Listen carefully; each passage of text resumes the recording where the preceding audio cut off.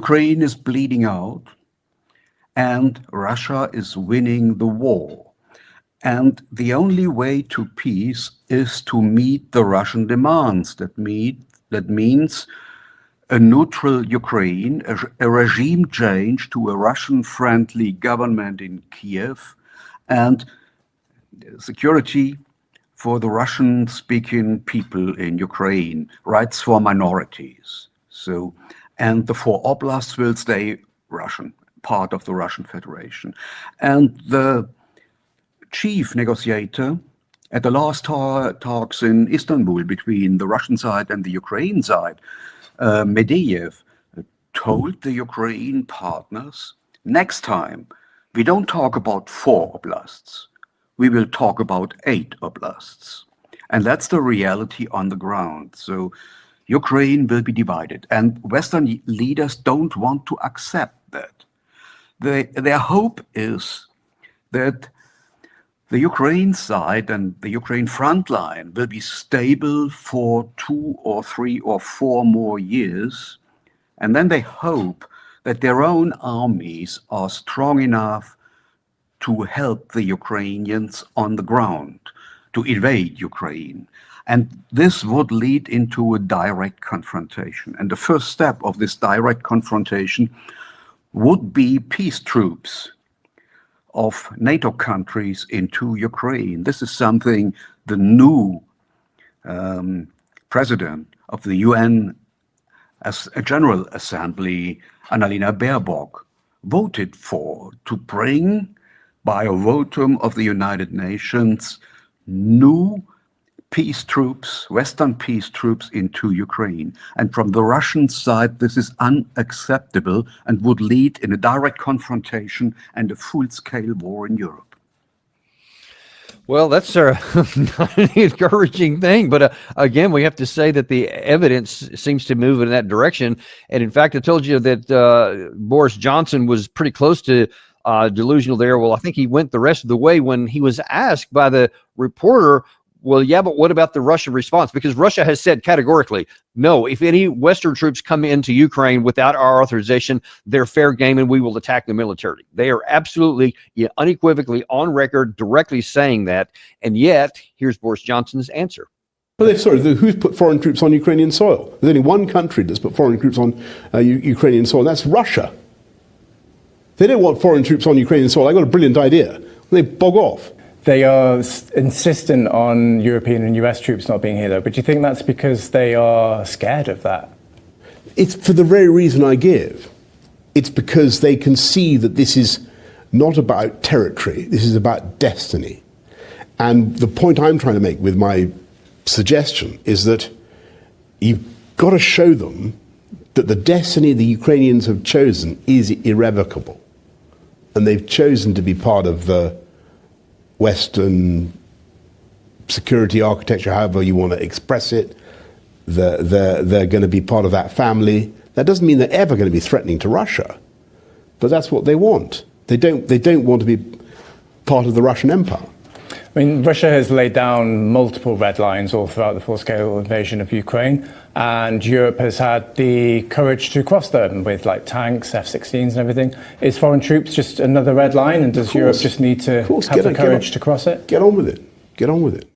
Of course, get on with it. Bring those troops in. Russia won't do a thing. They've said that.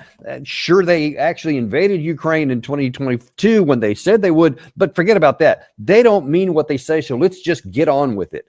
This seems to fall into the category of what you just described of being maybe even a desire for conflict. I mean, is there a way to argue around that? Yes, and the speech, the answers of Boris Johnson are a long row of lies. And I think he believes in his own lies. I want to mention a sentence of the American professor and world-famous economist Jeffrey Sachs. According to him, French President Macron told him that NATO was completely responsible for Ukraine war and led us into this war, not the Russians. According to Jeffrey Sachs, in the words of Macron, the Russians are reacting. And there is some evidence for that. The first element is this war did not start in February 2022. This war started in February 2014 with the Western organized coup on Maidan in Kiev. And now we have a right-wing and ultra-nationalist, fascist government in Kiev, which is not acceptable by the Russian Federation. And this ultra-nationalist government tried to suppress the Russian minority in eastern Ukraine. And what Boris Johnson told us, that the Ukrainian people made a decision to go to the West. This is completely not right. The people in Ukraine want peace on both sides of the front line. I heard that on both sides. They want peace. And the rest is not so important for them. And I heard very often in eastern Ukraine, eastward of Donbas, of the Dnieper River, well, we want peace, but the only way to peace for us is on the side of Russia and the Russian army, because we were suppressed, we were under fire for more than 8 years. We lost our children. We had so many dead people right here. And we cannot accept that the Ukrainian army and the coup government is killing us. We cannot accept that. And a way of survival, the only way of survival for those people is on the side of Russia. And this is something I heard very often in the eastern part of the country. And this is something Western elites don't want to accept. Well, they certainly don't. It doesn't look like they're going to anymore. So you have Boris Johnson, who, by the way, obviously is not in power, but he is enormously influential and definitely connected to those who are in power, both in UK and throughout the West. So you can't just dismiss his words as though he's just some commentator.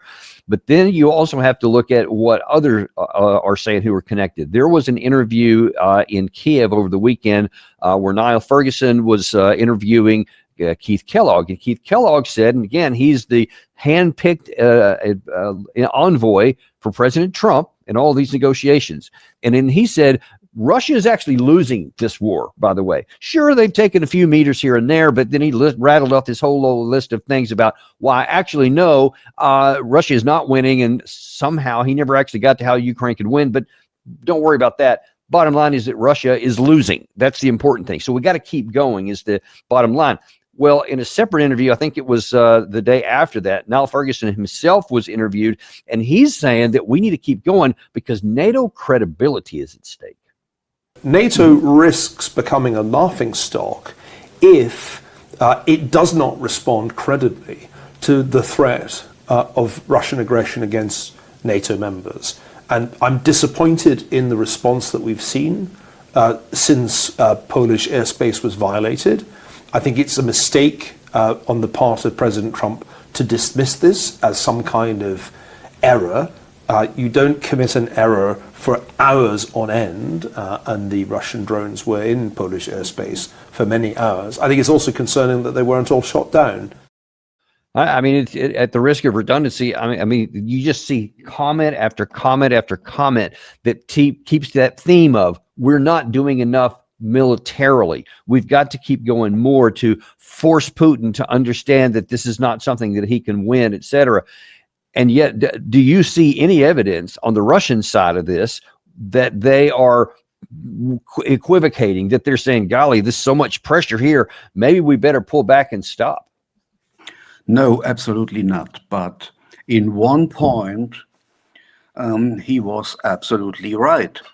NATO is losing its face if Russia will win the war. That's very clear, because worldwide, everybody can see that NATO was not strong enough to bring Russia on its knees. But Russia is backed by China and India as well, and by the BRICS states, and by the majority of the countries in the United Nations General Assembly.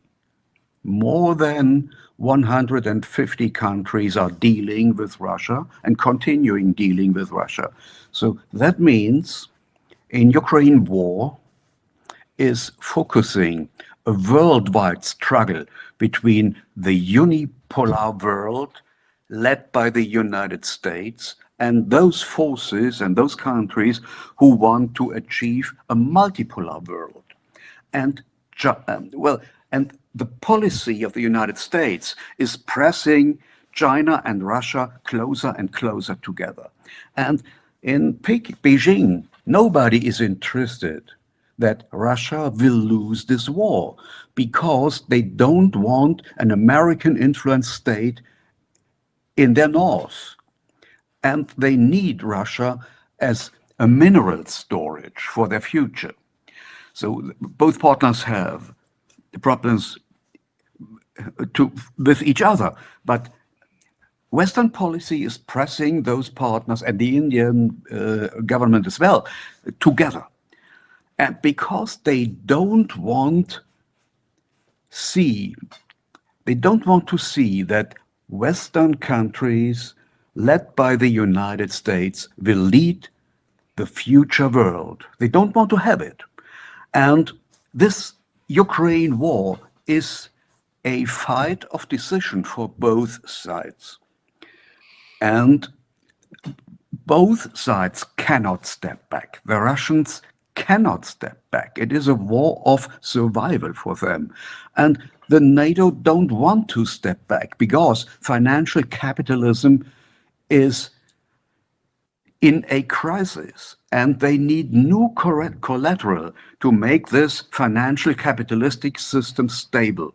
And this collateral are Ukraine minerals and possibly in the future Russian minerals. They want to kick open the door to the Russian minerals. They want access for cheap money. And that's the background of the whole conflict. Well, they may want that, but then there's the matter of being able to get it and still survive. And that's a much more problematic calculation to make, which doesn't look like they're even doing the math necessary to achieve that objective, but that's never stopped them before. And there's one more element in this that I want to point out there. I mean, I've mentioned what the United States is doing, what NATO is doing, and specifically the UK, et cetera. But there's another actor that's obviously very important in this, and that is Ukraine. Now, there was reports in the U.S. media today that President Zelensky is going to be meeting with President Trump very soon to really push the case that to release the likes of Lindsey Graham and Senator Blumenthal, get these bone-crushing sanctions on the books and these other sanctions, tariffs against the others who've been using Russian oil, et cetera.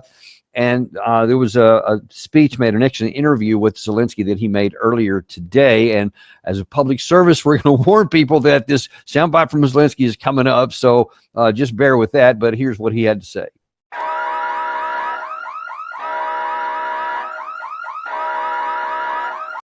It's very important not to give Putin this space, because otherwise he won't feel that compelled that he has to stop the war. Because why? I mean, if he's fighting, if he's waging the war, and everyone is trying to stop him by arguing, by asking him, but instead, force should be used. He understands force. That's his language. That's the language he understands. He doesn't speak many languages, but that's the language of force he understands, just like Russian, you know, his mother tongue. And we ask very much our countries, European and US countries, to do that, to show that. Yes, they take steps, such as sanctions, for example, but more needs to be done.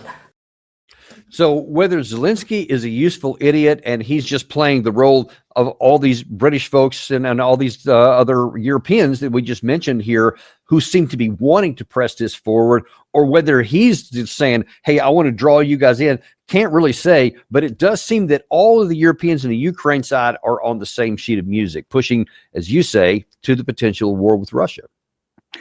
So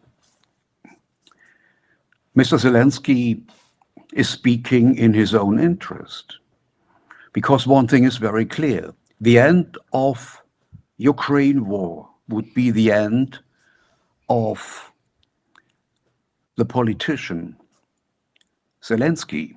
Probably his life would be at stake, because he's surrounded by neo-fascists, by Ukrainian neo-fascists, who are controlling the whole security apparatus. And the political survival of those people is continuing with this war. This is the only way. And continuing this war means they try again and again to bring NATO directly into this war. This is the reason why I talked about a false flag operation with those drones. And he's trying and trying again. On the other hand, Mr. Trump started with the promise to his voters to stop this war in 24 hours. And now we see this was impossible. And I think that Mr. Trump and the Trump team is losing the fight against the American deep state, grounded in the CIA, the Foreign Office, the whole administration.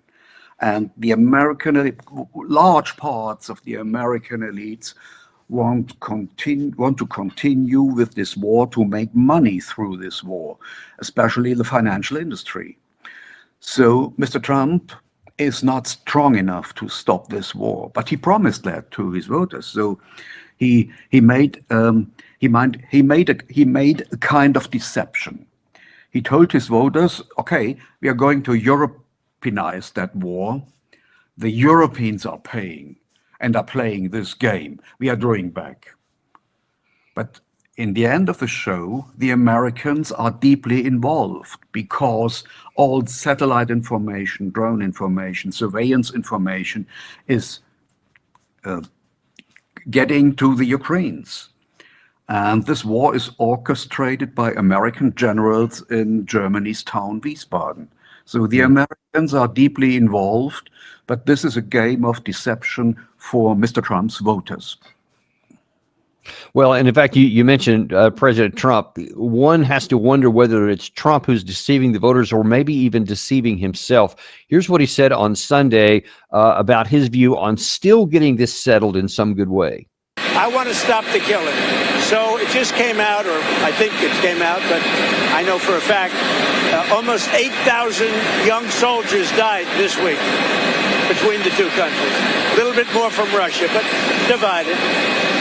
You know, when you're the aggressor, you lose more. I don't know if you know that, but in war, when you're the aggressor, you tend to lose more. But it was a little bit more for Russia, but it was 8,000, a little bit more than 8,017 actually, died this week in that war. Why? And they're Russians. They're not American soldiers, but they're still human beings. They're souls. And I want to stop them. And you know, I stopped 7 wars. I thought this was going to be an easy one for me, but this has turned out to be tough. The hatred between Zelensky and Putin is unfathomable. Do you still believe that they will talk? That they will have a... I don't know. I think I'm going to have to do all the talking. They hate each other. When do you think that will take place? I don't know. Relatively soon. Has any of the NATO... We're going to get it worked out one way or the other, but relatively soon. Has any of the NATO... They hate each other so much, they can't breathe. I mean, he keeps talking about how much they hate each other, but we're going to get this done. He keeps saying that. Of course, he's been saying that ever since he came into office last January. He used to set a bunch of deadlines. First 24 hours, as you put, then 100 days, and then 50 days, and then 10 days, and then a couple of weeks, and all of those passed without any consequence. So now he's just kind of saying relatively soon. But can anyone have any hope at all that he's going to do anything? Well, firstly, I'd like to take Mr. Trump seriously. And then I have some questions. why, if he want to stop the killing, as he said, why doesn't he stop the flow of information, of satellite information and surveillance information to the Ukrainian army? Secondly, why doesn't he stop the activities of the CIA in the Ukraine and stop the stay-behind war in the area of Melitopol in the Russian-controlled area? Thirdly, why doesn't he stop the organizing and controlling and orchestrating of the war by American troops based in Wiesbaden, Germany? And the fourth point, why doesn't he stop the weapons shipping to Ukraine? Easy questions, and he should answer these questions. And then this would enforce his credibility. But at the moment, the American president doesn't have any credibility for me.